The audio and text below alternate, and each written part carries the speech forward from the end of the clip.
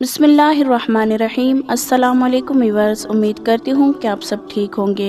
Viewers, जैसे कि हमने आपके साथ हज़रत यूसुफ़ अलैहिस्सलाम के वाक़े के पार्ट 2 में शेयर किया कि किस तरह से ज़ुलेखा हज़रत यूसुफ़ अलैहिस्सलाम पर परवाना वार निसार होने लगी और एक दिन हज़रत यूसुफ़ अलैहिस्सलाम को मकान में बंद करके कहने लगी कि आजा और मुझे शाद कर, और हज़रत यूसुफ़ अलैहिस्सलाम को भरपूर फुसलाने की कोशिश की, मगर तमाम तर कोशिशों के बावजूद भी ज़ुलेखा अपने मकसद में कामयाब ना हो सकी, जिसकी वजह से ज़ुलेखा ने चंद औरतों के साथ मिलकर एक चाल चली और हज़रत यूसुफ़ अलैहिस्सलाम को सज़ा के तौर पर कैद खाने भेज दिया। आज हम आपके साथ इस वाक़े का पार्ट 3 शेयर करेंगे, तो चले अपनी आज की वीडियो का आगाज़ करते हैं।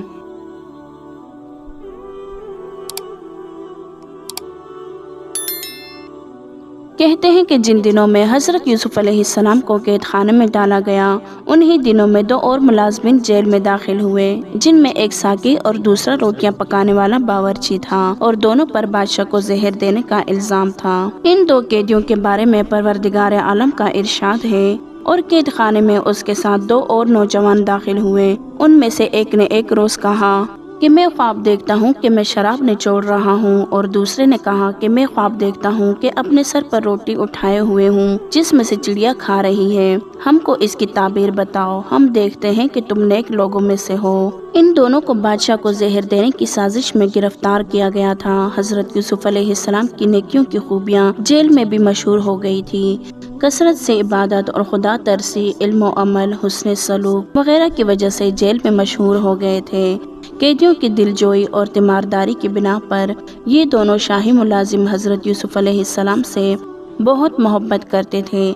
हज़रत यूसुफ़ अलैहिस्सलाम ने दोनों कैदियों को तस्कीन देते हुए कहा कि मैं तुम्हारे ख्वाबों की ताबीर जानता हूँ। फरमाया, जो खाना तुम्हें दिया जाता है इससे पहले मैं तुमको ताबीर बता दूंगा। बेशक ये उस इल्म में से है जो मेरे रब ने मुझे सिखाया है। मैंने उन लोगों के मजहब को छोड़ा जो अल्लाह पर ईमान नहीं लाते, और वो लोग आखिरत के मुनकर है। कहते हैं कि हज़रत यूसुफ़ अलैहिस्सलाम ने यहाँ इन दोनों कैदियों को ईमान की दावत भी दी, जैसा कि फरमान है। हज़रत यूसुफ़ अलैहिस्सलाम ने कहा, मैंने खुदा के सच्चे पैगम्बरों के सच्चे दीन को माना है और इनकी ताबेदारी करता हूँ।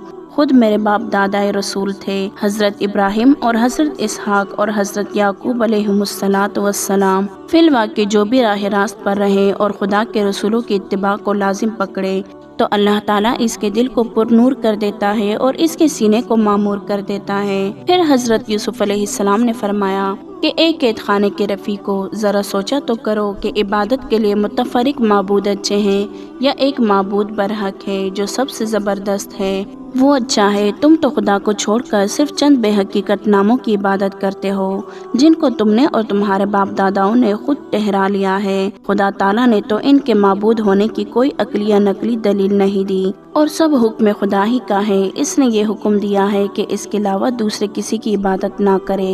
यही तो तौहीद है, और इबादत सिर्फ अल्लाह ही के लिए मखसूस करना सीधा तरीका है, लेकिन अक्सर लोग नहीं जानते। ईमान की दावत और तबलीग के बाद इन 2 कैदियों के ख्वाबों की ताबीर बताते हुए फरमाया, जैसा कि फरमाने बारी ताला है, ए मेरे कैद खाने के साथियों, तुम में से एक अपने आका को शराब पिलाएगा और जो दूसरा है उसको सूली दी जाएगी, फिर परिंदे उसके सर में से खाएंगे। यानी तुम में से एक बादस्तूर शराब पिलाया करेगा और दूसरा मुजरिम करार पाकर सूली चढ़ा दिया जाएगा, और इसके सर को परिंदे नोच नोच कर खाएंगे। और जिस बारे में तुम पूछते थे वो इसी तरह मुकद्दर हो चुका है। चुनाचा ऐसा ही हुआ, और जब वो दोनों खिदमत अक़दस से जाने लगे तो जिस पर रिहाई का गुमान था, हज़रत यूसुफ़ अलैहिस्सलाम ने इसको फरमाया कि अपने आका के सामने मेरा जिक्र भी करना कि एक आदमी बेकसूर जेल में है, और उसने भी जाते वक्त वादा कर लिया। फिर इसको हज़रत यूसुफ़ अलैहिस्सलाम का फरमान शैतान ने बुला दिया, तो इस वजह से जेल में और भी चंद साल रहना पड़ा। जब हज़रत यूसुफ़ अलैहिस्सलाम जेल में दाखिल हुए थे, जेल के अफसर और बास कैदियों ने कहा कि हमको आप अलैहिस्सलाम से बड़ी अकीदत और मोहब्बत है। आप अलैहिस्सलाम ने इरशाद फरमाया कि खुदा के लिए मुझसे मोहब्बत ना करो, क्योंकि जब किसने मेरे साथ मोहब्बत की है तो मुझ पर आफत आई है। बचपन में मेरी फुप्पो ने मुझसे मोहब्बत की थी, तो इसके नतीजे में मुझ पर चोरी का इल्ज़ाम लगाया गया। फिर मेरे वालिद ने मुझसे मोहब्बत की तो भाइयों के हाथों कुएं की कैद मिली, फिर गुलामी और जलावतनी में मुब्तला हुआ। پھر عزیز کی بیوی نے مجھ سے محبت کی تو اس کے بدلے میں جیل میں آ پہنچا۔ حضرت ابن عباس رضی اللہ عنہما فرماتے ہیں کہ حضرت یوسف علیہ السلام کے قید خانے کی مدت 12 سال تھی، اور حضرت ضحاک رضی اللہ تعالی عنہ فرماتے ہیں کہ حضرت یوسف علیہ السلام قید خانے میں 14 سال رہے۔ بہرحال بادشاہ مصر نے، جس کا نام ریان تھا، اس نے خواب دیکھا کہ 7 موٹی گائے ہیں اور 7 دبلی اور 7 سرسبز شاداب بالیں ہیں اور 7 خشک، پھر خشک بالیوں نے سبز بالیوں کو کھا لیا۔ تفسیر حقانی میں ہے کہ بادشاہ نے اس طرح خواب دیکھا کہ 7 موٹی اور خوبصورت گائیں نکلی اور نیستان میں چرنے لگی، پھر 7 گائیں بد شکل اور دبلی دریا سے نکلی اور گھاٹ پر آ کر کھڑی ہو کر ان موٹی خوبصورت گایوں کو کھا گئی۔ بادشاہ بیدار ہوا، پھر سو گیا۔ دوبارہ پھر دیکھا کہ سبز اناج کی بھری ہوئی 7 بالیں ایک ٹہنی میں ظاہر ہوئی، پھر 7 بالیں پتلی اور خشک نکلی، پھر ان ہری بالیوں کو کھا گئی۔ صبح کو بادشاہ گھبرایا ہوا بیدار ہوا۔ مصر کے دانشمندوں نے اس خواب کی بابت دریافت کیا، پر دانشمندوں کی سمجھ میں تعبیر نہ آئی۔ دانشمندوں نے جواب دیا، یہ خیالی خواب ہے اور ہم کو ایسے خوابوں کی تعبیر معلوم نہیں۔ تب ساقی کو حضرت یوسف علیہ السلام کا خیال آیا، جیسا کہ ارشاد ہے، ان 2 قیدیوں میں سے جو شخص بچ گیا تھا اور اس کو ایک مدت کے بعد یاد آیا، اس نے کہا کہ میں تم لوگوں کو اس کی تعبیر بتاؤں گا، پس مجھ کو یوسف کے پاس جانے دو۔ جب ساقی حضرت یوسف علیہ السلام کے پاس پہنچا تو کہا، اے سچے یوسف، مجھے اس خواب کا مطلب بتائیں کہ 7 موٹی گائیں ہیں جن کو 7 دبلی گائیں کھا رہی ہے، اور 7 بالیاں ہری ہے اور دوسری 7 سوکھی، تاکہ میں ان لوگوں کے پاس جاؤں اور وہ اس کا مطلب جان لے۔ یہاں ذرا حضرت یوسف علیہ السلام کا کمال صبر و استقلال اور جلالت قدر کا اندازہ کیجئے کہ ساقی کو ملامت بھی نہ فرمایا اور کئی برسوں تک بھولنے کی بنا پر نہ جھڑکا اور نہ ہی اپنے الہامی علم پر بخل کیا۔ اسی وقت خواب کی تعبیر دے دی، جیسا کہ فرمان باری تعالیٰ ہے۔ حضرت یوسف علیہ السلام نے کہا کہ ان سے کہو کہ تم 7 سال تک برابر کھیتی کرو گے، پس جو فصل تم کاٹو اس کو اس کی بالیوں میں رہنے دو، مگر تھوڑا سا جو تم کھاؤ۔ پھر اس کے بعد 7 سال سخت آئیں گے، اس زمانے میں وہ غلہ کھا لیا جائے گا جو تم اس وقت کے لیے جمع کرو گے، سوائے تھوڑا سا جو تم محفوظ کر لو گے۔ پھر اس کے بعد 1 سال آئے گا جس میں لوگوں پر بارش برسے گی اور وہ اس میں رس نچوڑیں گے۔ پھر ساقی نے یہ سب معاملہ بادشاہ سے کہہ سنایا، اور بادشاہ نے ساقی کی زبان سے پہلے بھی کچھ جملے حضرت یوسف علیہ السلام کی تعریف میں سنے تھے۔ پھر تعبیر کا معاملہ دیکھ کر ان کے علم اور دانش مندی اور جلالت قدر کا قائل ہو گیا، اور انتہائی اشتیاق کے ساتھ کہنے لگا کہ ایسے شخص کو میرے پاس لاؤ۔ جب بادشاہ کا قاصد حضرت یوسف علیہ السلام کے پاس پہنچا اور بادشاہ کے طلب کی اشتیاق کا حال سنایا تو حضرت یوسف علیہ السلام نے قید خانے سے باہر آنے سے انکار کر دیا اور فرمایا کہ اس طرح تو میں جانے کو تیار نہیں ہوں، پہلے میرے اس جرم کی تحقیق کر لے جس میں مجھے قید کیا گیا تھا۔ تم اپنے آقا کے پاس جاؤ اور ان سے کہو کہ وہ تحقیق کرے کہ ان عورتوں کا معاملہ کیا تھا جنہوں نے اپنے ہاتھ کاٹ لیے تھے۔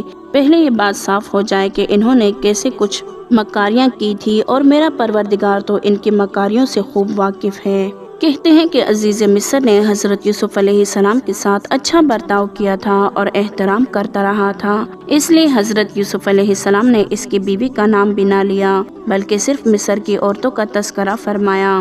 اس معاملے میں بی بی زلیخا کے ساتھ ان عورتوں کی سازش تھی کہ ہر ایک ان میں سے حضرت یوسف علیہ السلام پر عاشق ہو گئی تھی اور ہر ایک حضرت یوسف علیہ السلام کو اپنی طرف مائل کر رہی تھی۔ پھر ناکامی کی صورت میں سب نے مل کر عزیز کی بیوی کو قید کا مشورہ دیا۔